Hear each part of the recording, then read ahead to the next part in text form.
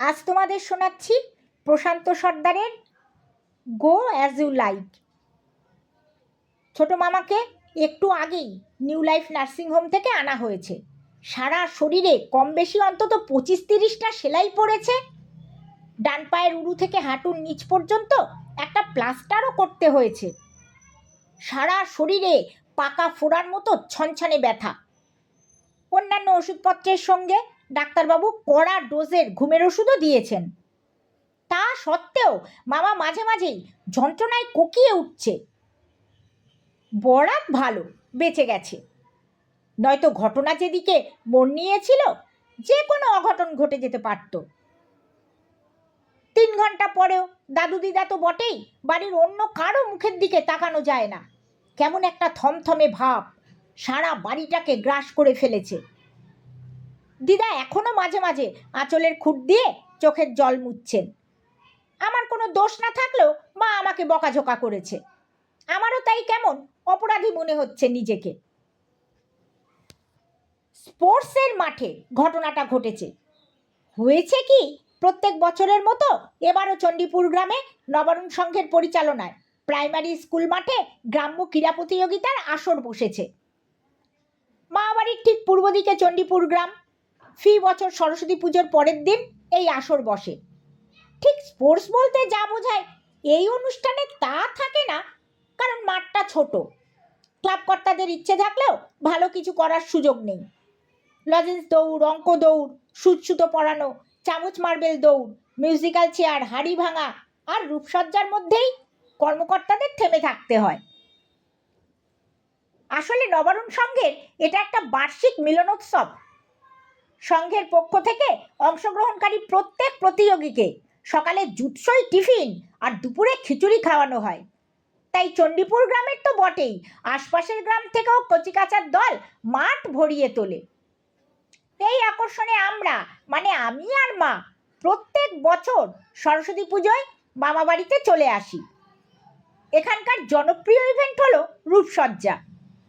এই ইভেন্টের আকর্ষণে দুপুরের পর স্কুল, মাঠ সব বয়সের মানুষের ভিড়ে কানায় কানায় ভরে ওঠে। নান্টু মামা আমারই বয়সী, মানে 12-13 বছর হবে আর কি। কিন্তু বয়স এক হলে কি হয়, মামা ভীষণ একরোখা আর ডান পিটে। হুটহাট এটা ওটা করে বসে।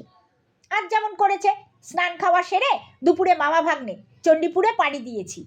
কিন্তু তলে তলে মামার মাথায় যে এমন বদবুদ্ধি ছিল খোনাক করেও জানতে পারিনি। মাঠে পৌঁছেই মামা বলল, নটন, রূপসজ্জায় নাম দেব।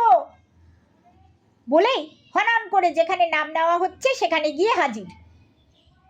অন্যান্য ইভেন্টের নাম নেওয়া অনেক আগে শেষ হয়ে গেলেও হাড়ি ভাঙা আর রূপসজ্জার নাম তখনও নেওয়া চলছে। নাম এন্ট্রি করে চেস নম্বর পেল 420। নম্বরটা হাতে পেয়ে মামা আপন মনে একটু নাড়াচাড়া করলো। তারপর ঠিক আছে এমন ভাব করে কাগজটাকে 4 ভাঁজ করে বুক পকেটে রেখে নির্বিকার চিত্তে মাঠের এক কোণে এসে দাঁড়ালো। এখান থেকে স্লো সাইকেল রেস বেশ ভালোভাবে দেখা যাচ্ছে। দাঁড়াতেই মামাকে বললাম, কি গো, নাম দেবে তা তো আগে বলনি। আর নাম তো দিলে, কিন্তু কি সাজবে, কখন সাজবে তাও তো কিছু বলছো না। মামা যেন শুনতেই পেল না আমার কথা। আমার উৎকণ্ঠার কোনো গুরুত্ব না দিয়ে যেমন তাকিয়েছিল তেমনই তাকিয়ে রইল।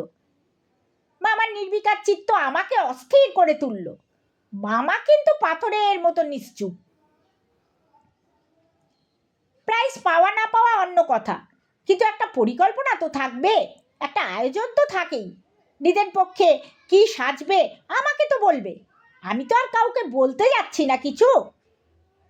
কিন্তু আমি ছটফট করলেও মামা কিছু বলছে না, চুপচাপ দাঁড়িয়ে খেলা দেখছে। বেশি কিছু বলতেও পারছি না, ফের প্রশ্ন করলে এক্ষুনি হয়তো বলবে, বোকার মতো জ্ঞান জ্ঞান করিস না তো। তো কি আর করা, ভেতরে ভেতরে উৎকণ্ঠায় ভেঙে চুরমার হয়ে গেলেও আর কোনো প্রশ্ন করলাম না, চুপচাপ মামার পাশে দাঁড়িয়ে রইলাম। মিউজিক্যাল চেয়ার যখন শেষের দিকে, তখন 6টা চেনা মুখ আমাদের সামনে এসে দাঁড়ালো। এদের সবার নাম না জানলেও মুখ চিনি, মামাদের গ্রামেই থাকে। সকলেই আমাদের চেয়ে বয়সে বড়। একজন অনির্বাণ, ক্লাবের সেক্রেটারি।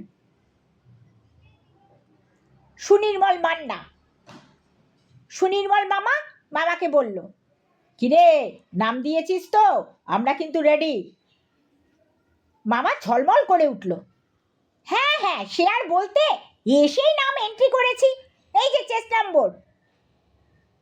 বলেই বুক পকেট থেকে আলতা দিয়ে লেখা সাদা আয়তাকার কাগজটা বের করে সবার সামনে ধরল। নম্বর দেখে তো সবাই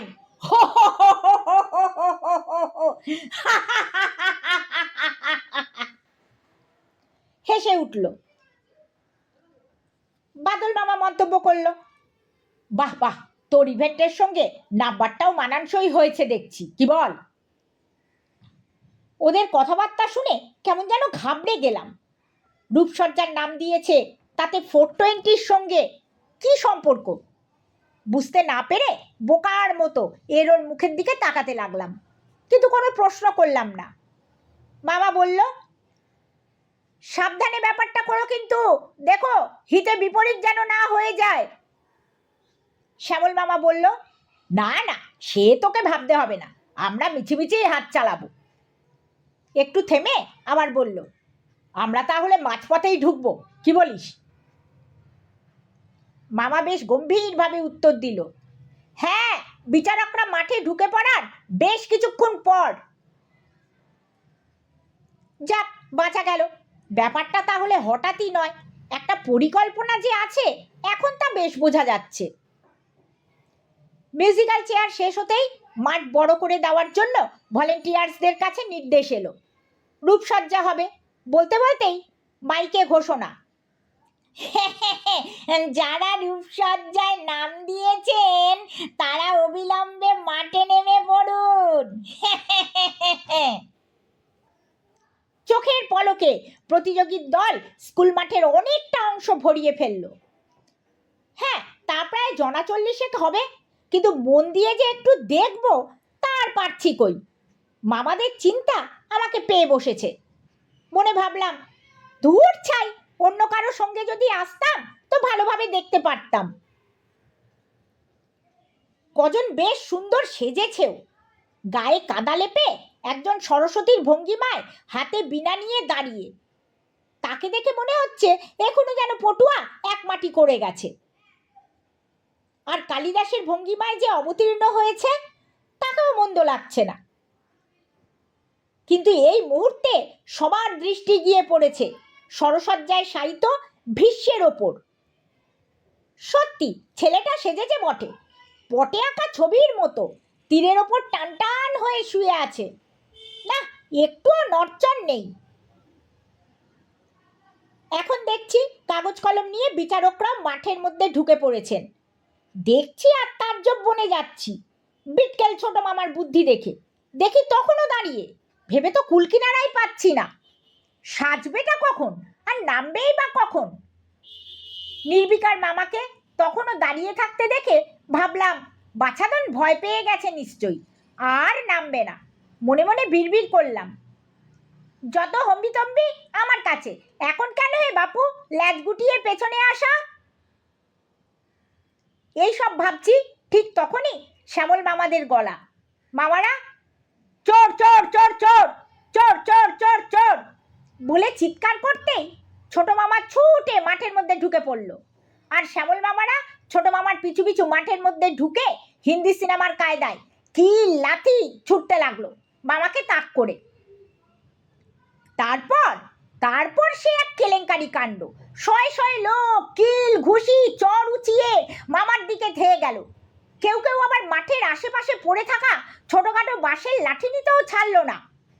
ভয় তো আমার ভেতরটা শুকিয়ে কাঠ, জিভ ভেতরে ঢুকে যাচ্ছে। কি করব, কি করা উচিত কিছুই তো বুঝতে পারছি না। কোনো মামাকেই আর দেখা যাচ্ছে না। জটলার মধ্যে থেকে শুধুই হুঙ্কার আসছে, মার মার মার মার, মেরে শেষ করে ফেল, মেরে শেষ করে ফেল। এই দিন দুপুরে এত লোকের মাঝেও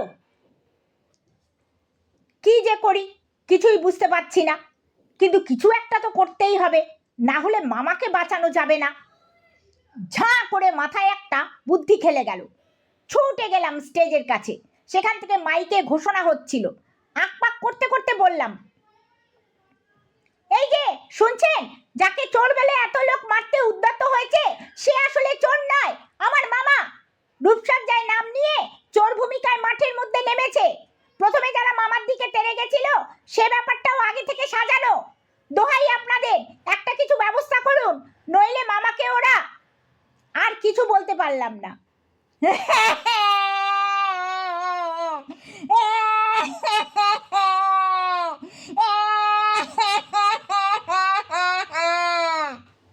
ভ্যাঁ করে কেঁদে ফেললাম। কথা শুনে ক্লাব কর্তারা তো হোমরা চোমরা গোছের একজন আমার কথা শুনে সঙ্গে সঙ্গে মাইকে ব্যাপারটা ঘোষণা করলেন। কিন্তু না, তাতেও কোনো কাজ হলো না।